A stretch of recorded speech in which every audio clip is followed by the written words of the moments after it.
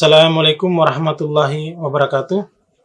Alhamdulillah, eh, kita kembali pada kajian analisis ilmiah tentang Sirah Nabawiyah.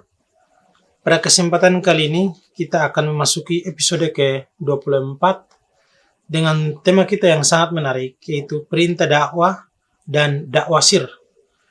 Bagaimana mengkaji itu?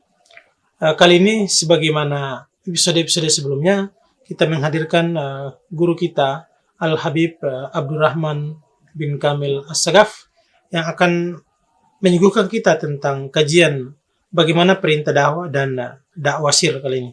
Assalamualaikum Habib. Waalaikumsalam warahmatullahi wabarakatuh. Semoga Allah selalu memberi kekuatan pada Habib untuk senantiasa menyampaikan kajian ilmiah tentang Sirah Nabawiyah pada episode-episode selanjutnya.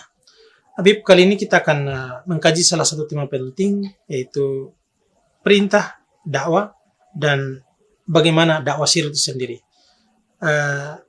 Pada kesempatan ini saya akan mempersilakan kepada Habib untuk menjelaskan tema kita pada kesempatan. Silakan. Alhamdulillah wa kafa, thumma salatu wassalamu ala nabil mustafa Allah. wa ala alihi wa sahbihi ahli sidiki wal wafa, amma ba'du. Setelah Nabi SAW mendapatkan wahyu pertama, Iqra bismi rabbikal ladzi khalaq ila akhir ayah, ada jedah waktu tidak diturunkan wahyu. Para ulama berbeda pendapat mengenai waktu tersebut.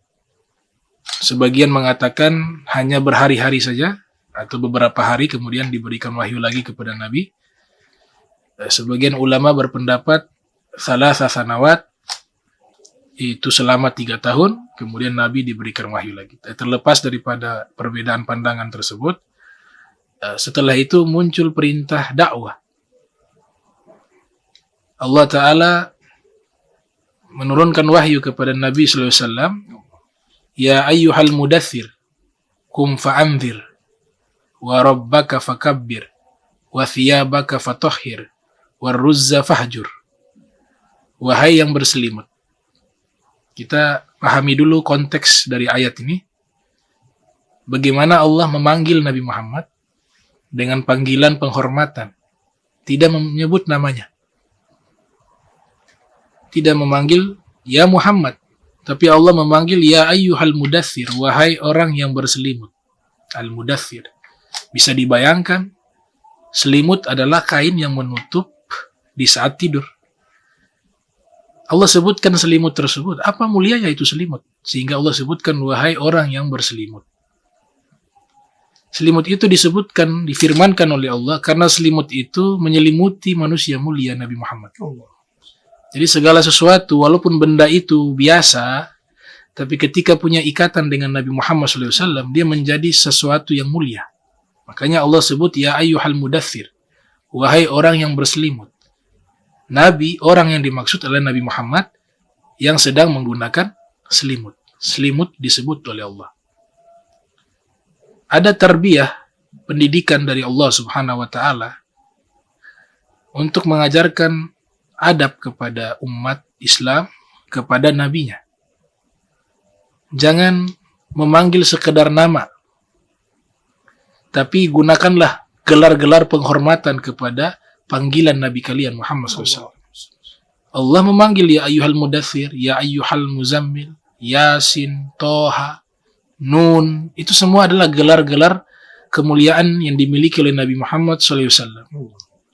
Kalaupun Allah sebut namanya, setelahnya Allah menyatakan derajat beliau, pangkat beliau. Rasulullah, utusan Allah.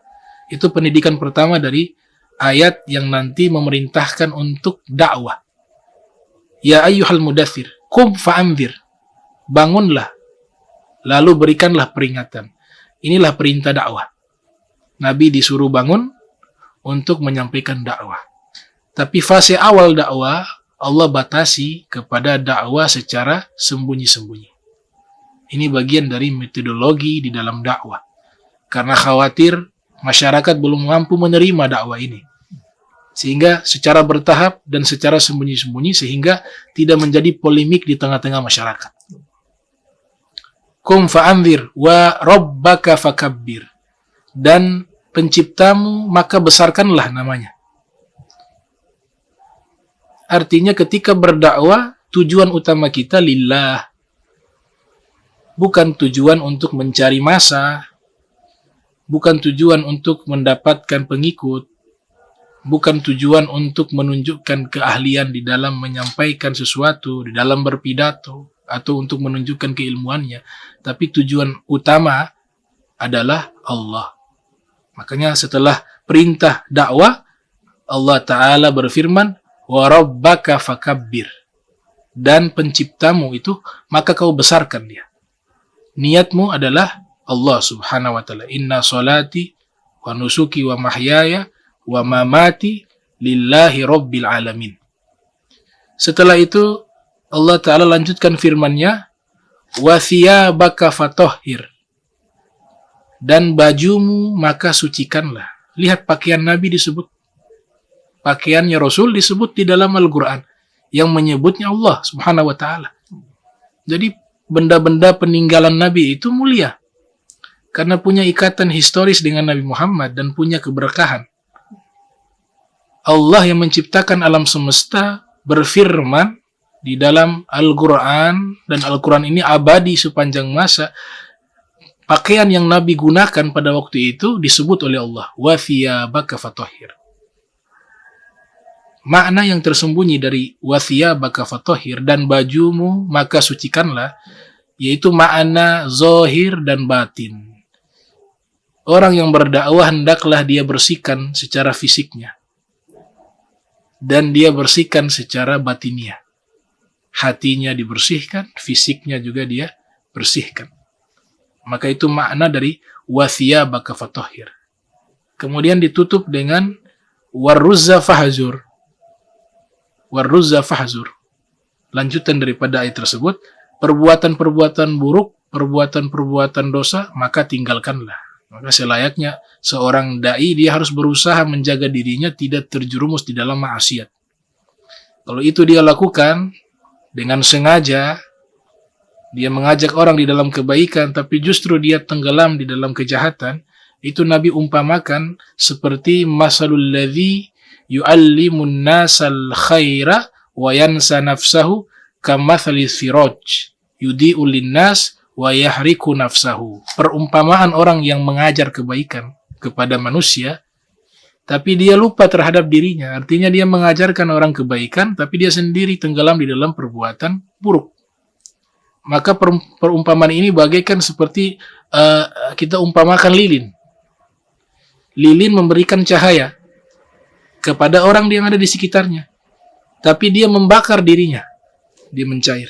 Nah, itu perumpamaan yang Nabi kiaskan, Nabi analogikan terhadap orang-orang yang sekedar berdakwah, mengajak kepada kebaikan, dan tidak ada niat sungguh-sungguh merubah dirinya menjadi baik, dia hanya berkamuflase saja, maka diumpamakan seperti lilin yang menerangi orang lain, tapi justru dia membakar dirinya sendiri. Makanya Allah tegaskan dalam ayat perintah dakwah tersebut, orang yang berdakwah harus berusaha tinggalkan keburukan.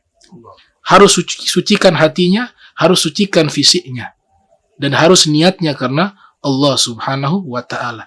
Jadi filosofi yang terkandung di dalam firman tersebut, perintah dakwah tersebut, itu mengandung prinsip-prinsip dakwah yang sangat mendasar, sangat fundamental. Maka selayaknya kita bisa mengambil pelajaran dari firman ini, bahwa perintah dakwah harus kita penuhi daripada 5 unsur tadi. Yaitu dia berdakwah, niatnya karena Allah, dia sucikan zahir dan batinnya. Zahir yang pertama, yang keempat batinnya dia sucikan, dan yang kelima dia menghindari perbuatan-perbuatan dosa. Nabi berdakwah selama 3 tahun dengan metode sir. Dakwah secara sembunyi-sembunyi. Itu berlangsung selama 3 tahun. Nah, dari perintah dakwah dan dakwah sir, saya mungkin lebih butuh kejelasan lebih tentang bagaimana proses ataukah alasan atau argumentasi yang mendasari sehingga dakwah sir itu pada saat itu dilakukan? Kira-kira bagaimana? Ya. Dakwah sir itu dilakukan, Nabi membuat satu uslub, satu sistem dakwah yang sangat terstruktur. Ada satu rumah namanya dar ya, dalam bahasa Arab. Pemilik rumah ini sahabat yang juga as-sabiqunal awwalun, termasuk orang-orang pertama yang memeluk agama Islam. Ia punya rumah di Sofa, Bukit Sofa. Di zaman itu Bukit Sofa sedikit ada rumah di sekitar itu. Dan rumah ini mungkin lebih aman untuk dilakukan aktivitas dakwah secara sir dan aktivitas belajar mengajar. Nah, rumah yang dipilih oleh Nabi Muhammad SAW untuk menjalankan metodologi dakwah sir tersebut, itu rumah namanya Al-Arqam. Jadi sahabat bernama Al-Arqam ibn Abil Arqam, sehingga rumahnya itu dinamakan Darul Arqam. Ini menjadi institusi pendidikan Islam pertama dalam sejarah Islam dan lembaga dakwah pertama. Nabi dengan beberapa sahabat yang sudah memeluk agama Islam, sudah beriman kepada Nabi Muhammad, mereka sering belajar, Nabi menyampaikan dakwanya di rumah tersebut. Itu ada tahapan-tahapan yang diajarkan oleh Nabi Muhammad SAW. Nabi ketika mengajarkan kepada mereka di awal-awal perintah dakwah itu Nabi mengenalkan mereka kepada Allah dan kepada nubuwah. Tidak ada perintah-perintah ritual ibadah. Karena itu menjadi asas. Dikenalkan kepada Allah, dikenalkan kepada Rasulullah SAW. Setelah itu, Nabi berdakwah kepada al-agrabain, kepada kerabat-kerabatnya. Setelah kerabat-kerabatnya, Nabi berdakwah kepada kaumnya, secara keseluruhan kaum Quraisy. Setelah kaum Quraisy didakwakan, Allah perintahkan Nabi berdakwah kepada seluruh manusia. Qatibatan. Inilah beberapa rangkaian tahapan dakwah yang dijalankan oleh Nabi Muhammad sallallahu alaihi wasallam. Jadi kita perlu dalam berdakwah itu harus ada satu tempat khusus untuk kita berkumpul di tempat itu dan saling mentransfer ilmu. Sehingga tempat itu menjadi pusat, menjadi markas dalam dakwah, dalam pendidikan. Ini bentuk konsep dakwah yang sudah dicontohkan oleh Nabi sallallahu alaihi wasallam. Ya, demikian penjelasan Habib tadi sekaligus mengakhiri kajian kita pada episode ke-24 tentang perintah dakwah dan dakwah sir. Demikian, terima kasih. Assalamualaikum warahmatullahi wabarakatuh.